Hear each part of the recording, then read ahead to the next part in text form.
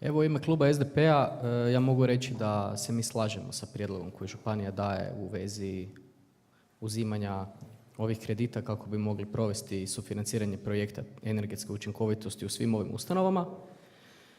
Mi smo svjesni toga da ovo nije samo, rekli bi ljudi, samo nekakvo farbanje fasada, nego da to sa sobom ipak dovozi i nekakvu uštedu u troškovima svih tih ustanova s jedne strane, pa te ustanove onda mogu taj novac koristiti za nekakve druge troškove, za unapređenje zdravstvene skrbi, na primjer, u tim ustanovama.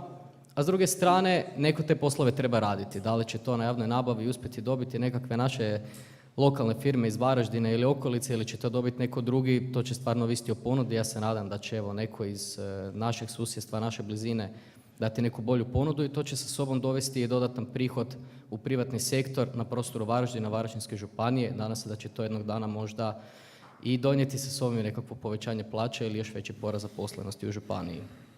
Naravno, zbog takvih projekata, evo, meni je drago da smo, nakon što je prije 3 godine pokrenuta inicijativa da se u Kućanu Gornjem otvori ambulanta baš preko Varaždinske županije, da je evo jučer ona i službeno otvorena. To je inicijativa koju je prije 3 godine pokrenula naša kolegica koja je bila predsjednica Vijeća mjesnog odbora Tamara Šavić i drago mi je da je županija prepoznala napokon nakon 3 godine tu inicijativu i evo to je jedan od primjera da kada se negdje troškovi malo ušparaju da se onda negdje drugdje može ipak napraviti nekakav boljitak za građane.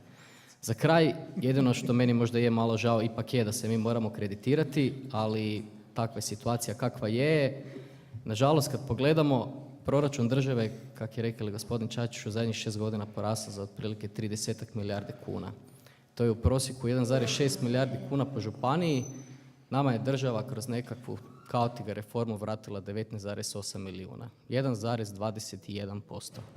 Da su si dali malo truda, pa taj iznos za te kredite, pa mogli su kroz nekakve svoje projekte dati isto tak županiji i dati da građanima ove županije bude bolje. Hvala.